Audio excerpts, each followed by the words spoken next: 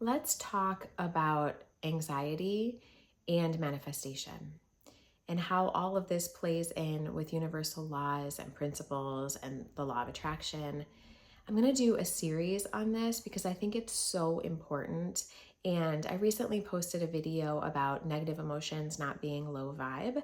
So if you didn't check that out, I'll put the link in the description. You can go back and listen to that. But based on some of the response that I was getting, I'm really feeling like it's a good time to talk about other big emotions and chronic emotions when we're kind of stuck in an emotional cycle. So that's what the next series will be about. And we're going to talk first about how learning the laws can actually cause anxiety. It can cause shame. It can cause depression. And how those, if we come to the laws already with some of those emotional vulnerabilities, then we learn the laws. And now we're learning the laws from the lens, from the perspective that we already carry. And so it just starts to compound and stack, right? So for many of us, myself included, we come to the laws sometimes from a place of deep vulnerability. Like many people are seeking for answers, they're seeking for solutions because they're in pain, they're suffering, maybe they're going through a trauma.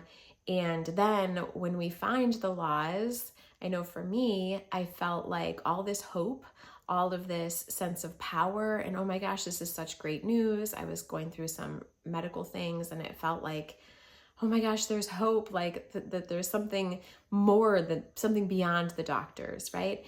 And I was always a person of faith. I didn't grow up in a church, but I was always somebody who sort of came into the world feeling like very clear that there was something bigger that I call God.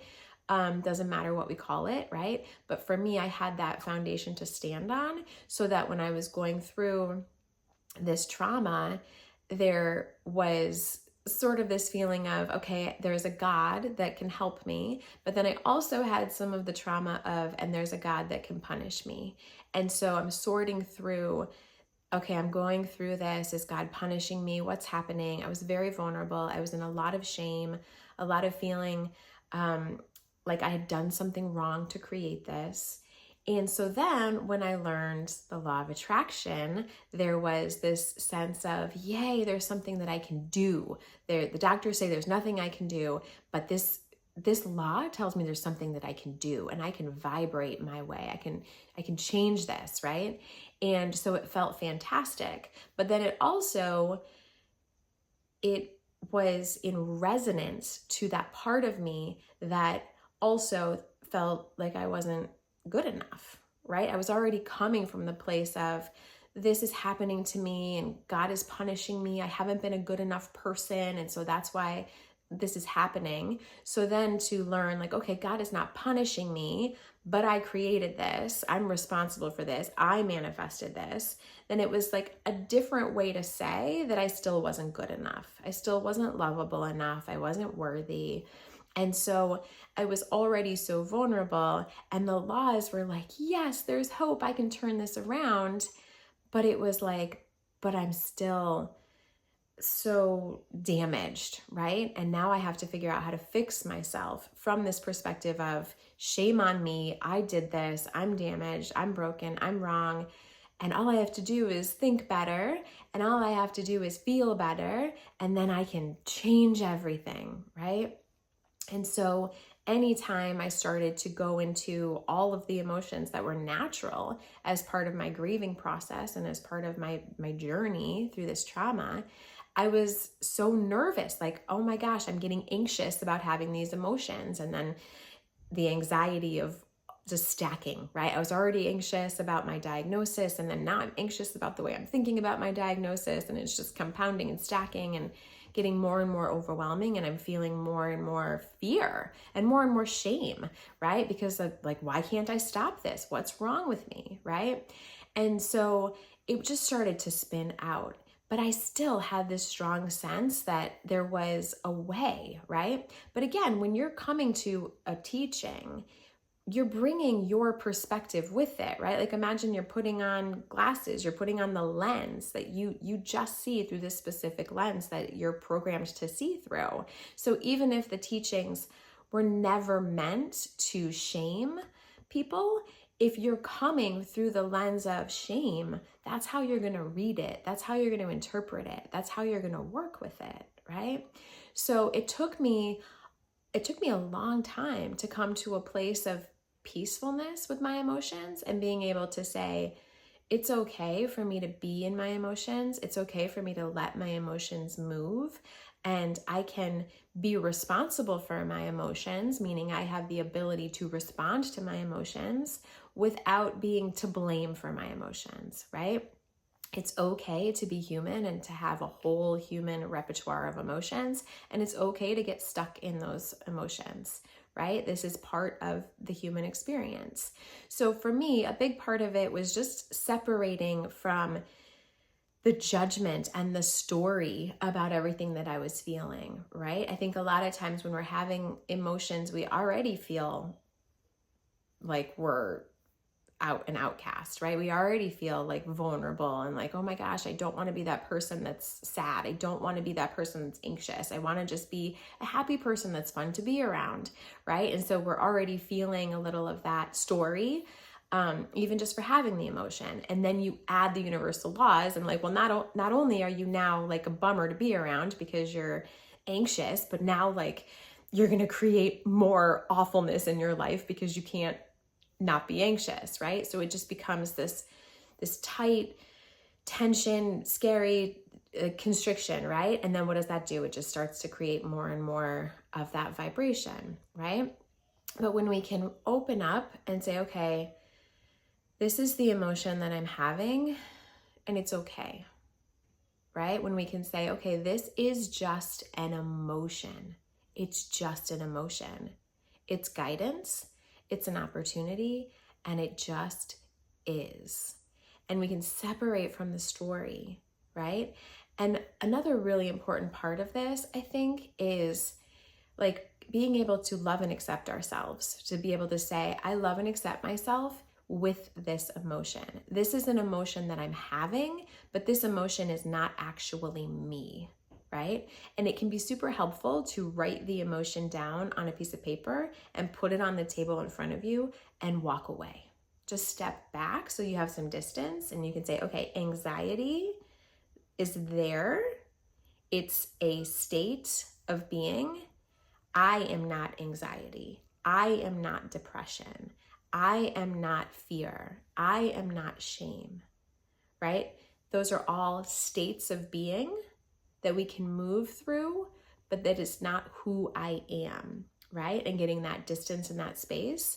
And then if we can go to a place of, I'm willing to love and accept myself, even though I spend time dancing in the energy of this emotion, right? So instead of I am anxious, it's I am, say your name, right?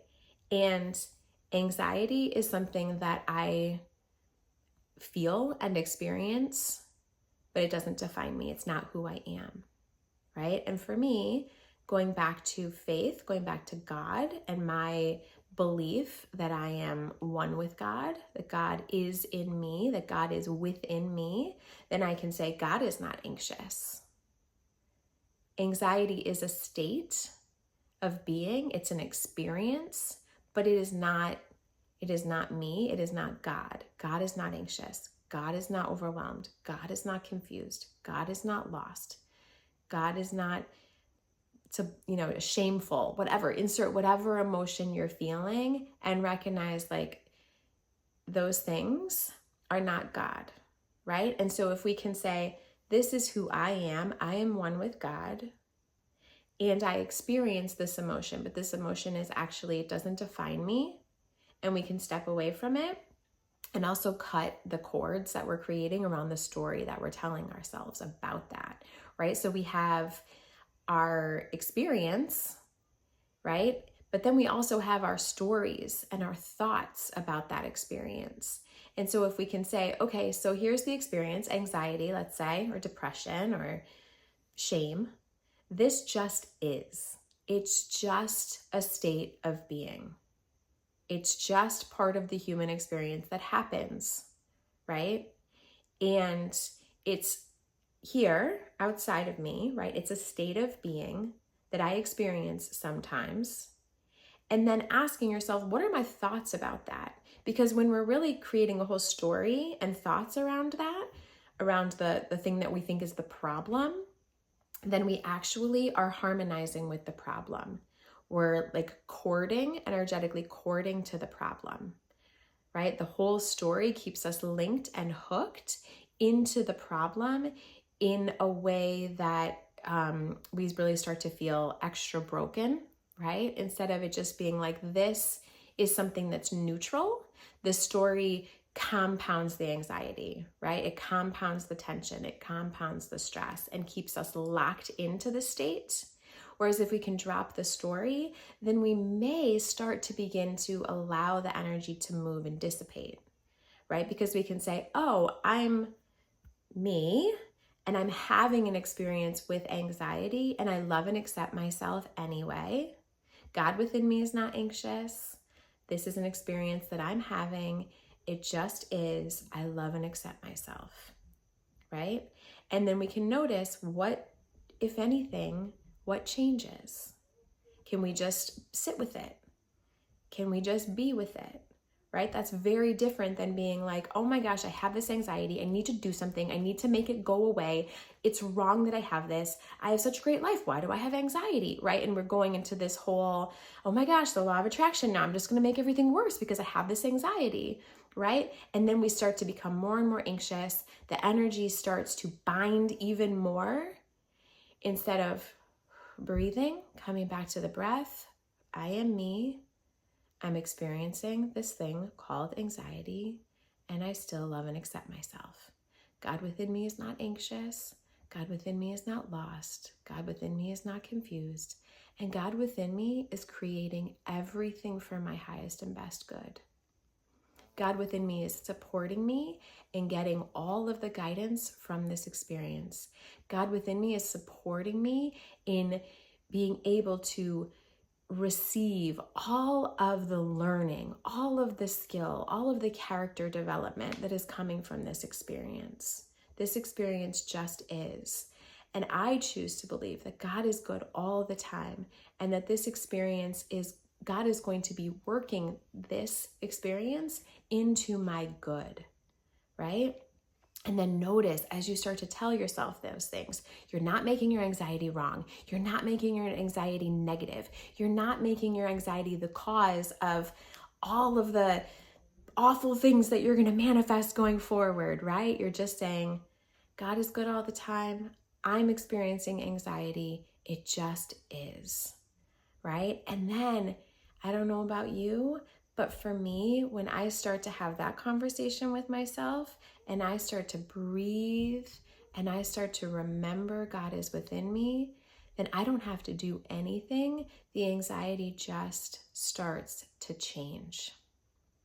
Not because I'm trying to change it, not because I've judged it, not because I've judged myself. It's actually the exact opposite.